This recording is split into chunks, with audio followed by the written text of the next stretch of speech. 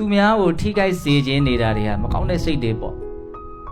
သူများစီကမတရားလိုချင်နေတာတွေဟာမကောင်းတဲ့စိတ်တွေပဲအဓိကကတော့မကောင်းတဲ့စိတ်က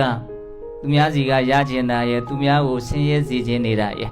သူများကိုထိခိုက်စေခြင်းနေတာအဲ့ဒါမကောင်းတဲ့စိတ်အကြံမြင်ပြောတာနော်သူများစီကတခုခု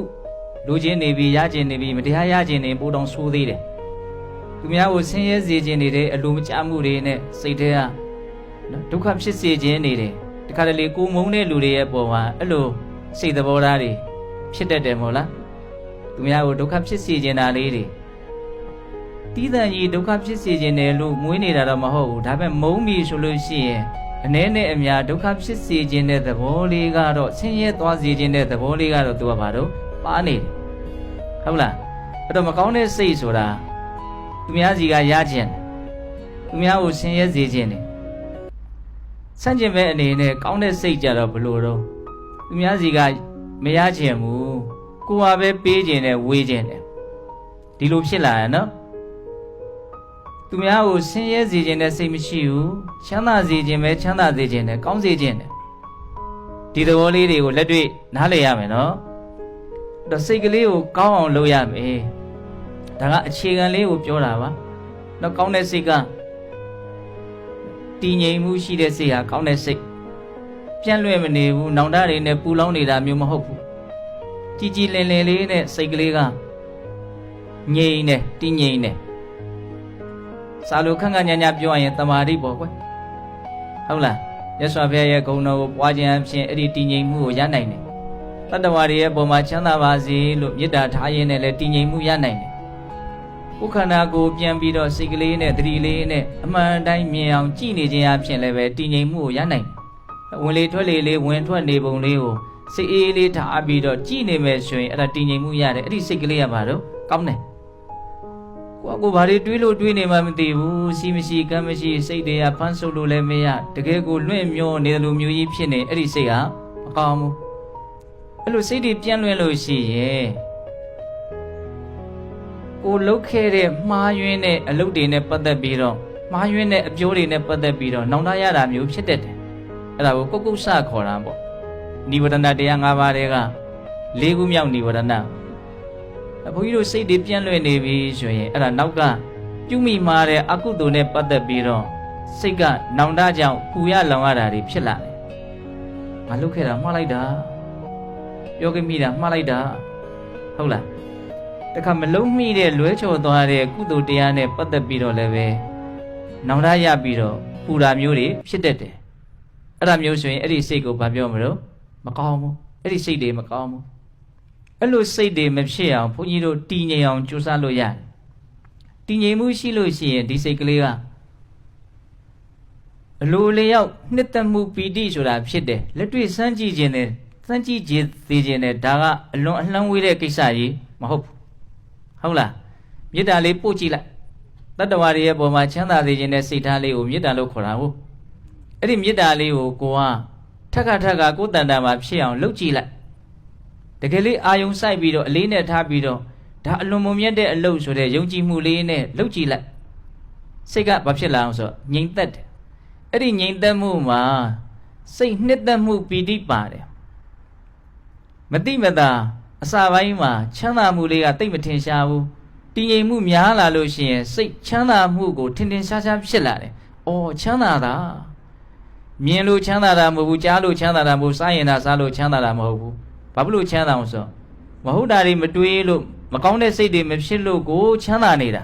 အံ့ဩစရာကြီးနော်ဆင်းရဲတဲ့သဘောမဖြစ်အောင်လုပ်နိုင်ရင်ချမ်းသာတဲ့သဘောဖြစ်တယ်စိတ်ကလေးကိုတည်ငြိမ်အောင်လုပ်နှစ်သက်မှုပီတိလာတယ်ချမ်းသာမှုဒုက္ခလာတယ်နောက်ငြိမ်သက်တယ်ပထမဇန်ဆိုတာကြားဘူးတယ်နော်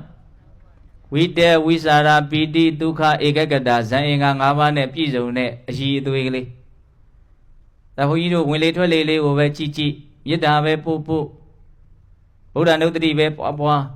နောက်ခန္ဓာကိုယ်ရဲ့တိဆောက်တာပုံ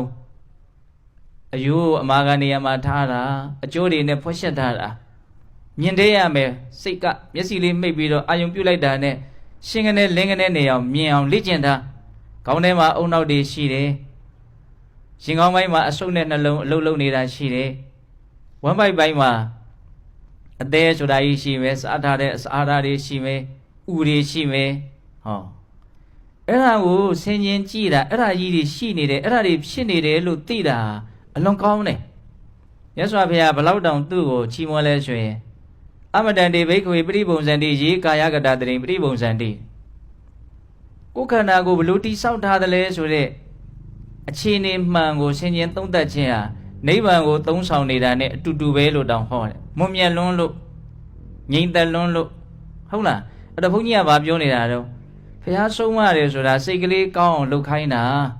ဘုန်းဆိုစိတ်ကလေးကောင်းမှအဲ့ဒီစိတ်ကချမ်းသာမှာအဲ့ဒီစိတ်ကငြိမ်အေးမှာအဲ့ဒီစိတ်ကသက်သာမှာစိတ်မကောင်းဘူးဆိုရင်အဲ့ဒီစိတ်ဟာမချမ်းသာဘူးဆင်းရဲတယ်မငြိမ်အေးဘူးပူလောင်တယ်မသက်သာဘူးပင်ပန်းတယ်ဒါအခုဘုန်းကြီးကဒီစကလုံးလေးတွေကကိုယ်ပိုင်စကလုံးမဟုတ်မြတ်စွာဘုရားကိုယ်တော်တိုင်ဟောထားတာမကောင်းတဲ့စိတ်ဆိုတာတဲ့တဝိကာတံဆင်းရဲခြင်းနဲ့တကွဖြစ်တယ်တဥပါယတံပင်ပန်းခြင်းနဲ့တကွဖြစ်တယ်တပရိလာဟံပူလောင်ခြင်းနဲ့တကွဖြစ်တယ်ကိုယ်စိတ်ကြီးကောင်းမကောင်းဆိုတာကိုအဲ့ဒီအချက်ပြဝေဒနာတွေကိုကြည့်ပြီးတော့ဘုန်းကြီးတို့နားလည်လို့ရတယ်စိတ်ကဆင်းရဲနေပြီဆိုရင်အဲ့ဒါမကောင်းဘူးစိတ်ကပူလောင်နေပြီဆိုရင်မကောင်းဘူးစိတ်ကပင်ပန်းနေပြီဆိုရင်မကောင်းဘူးအဲ့ဒါကိုဘုန်းကြီးတို့ကစိတ်ကလေးကောင်းအောင်လုပ်ပြီးတော့အလုပ်ရမှာတော့ချမ်းသာအောင်လုပ်ရမယ်ငြိမ်းအောင်လုပ်ရမယ်သက်သာအောင်လုပ်ရမယ်အခုဘုန်းကြီးကကောင်းတဲ့စိတ်ကလေးတွေရဲ့သဘောလေးကိုပြောပြနေတာသူများကိုဝေခြင်းနဲ့မျှခြင်းနဲ့ပေးခြင်းနဲ့ဒါအလွန်ကောင်းတယ်သူများကိုမထိခိုက်စေခြင်းဘူးချမ်းမဲချမ်းသာစေခြင်းနေတယ်ဒါအလွန်ကောင်းတယ်ဒီသဘောလေးပြောနေတာအခုဘာဆက်ပြောနေတာတော့စိတ်ကလေးတည်ငြိမ်လို့ရှိရင်ဒီစိတ်ဟာနှစ်သက်တယ်ချမ်းသာတယ်ငြိမ်သက်တယ်စောစောကဘုန်းကြီးကဗုဒ္ဓနုတ္တိပဲပွားပွားမေတ္တာပဲပို့ပို့အာနာပါနပဲလုံလုံဒီကာယကတတတိခန္ဓာကိုယ်တိဆောက်ထားပုံကိုအသေးစိတ်လေ့လာပြီးတော့ဆင်ခြင်သုံးသပ်မှုပဲလုံမယ်ဆိုရင်ဒီစိတ်ဟာဘာဖြစ်တယ်လဲဆိုရင်ချမ်းသာတဲ့သဘောနှစ်သက်တဲ့သဘောနဲ့တည်ငြိမ်နေတယ်ဒါအလွန်မှအည်သွေးရှိတဲ့စိတ်ကလေးဖြစ်အောင်ဘုန်းကြီးတို့ကြိုးစားလို့ချမ်းသာခြင်းဆိုတဲ့အကျိုးရလဒ်ကိုရတာပေါ့ဟုတ်လားတဆင့်တက်မယ်နောက်ထပ်စိတ်ကလေးအကောင်းဆုံးအနေထားကိုဘယ်အခြေအနေမှာရောက်တယ်လဲဆိုရင်ကိုဘဝရဲ့အကြောင်းကိုအမှန်တိုင်းတိသွားတဲ့အချိန်မှာစိတ်ရဲ့အကောင်းဆုံးအခြေအနေအကောင်းဆုံးအည်အသွေးစီကိုရောက်ဖို့သူကတလှမ်းနေတာဘာသာရေးဝါဒနဲ့ပြောရရင်ပညာကုသိုလ်ဖြစ်တယ်ခေါ်တာပေါ့နော်စိတ်တွေကဘလို့ဖြစ်နေတာတော့ပူတယ်အေးတယ်နှုတယ်ကြမ်းတယ်ဆိုတဲ့ဒီရုပ်တဘာဝတွေကဘလို့ဖြစ်နေတာတော့ဖြစ်ပေါ်လာပြီးတဲ့နောက်ဘလို့ပျောက်ကွယ်သွားတယ်လေဒါကိုကိုယ့်ရဲ့ဉာဏ်နဲ့တဲ့မြင်အောင်ကြည့်လို့သိပြီးနားလည်ပြီးဆိုရင်အဲ့ဒါအလွန်မှတန်ဖိုးရှိတဲ့စိတ်ဖြစ်တယ်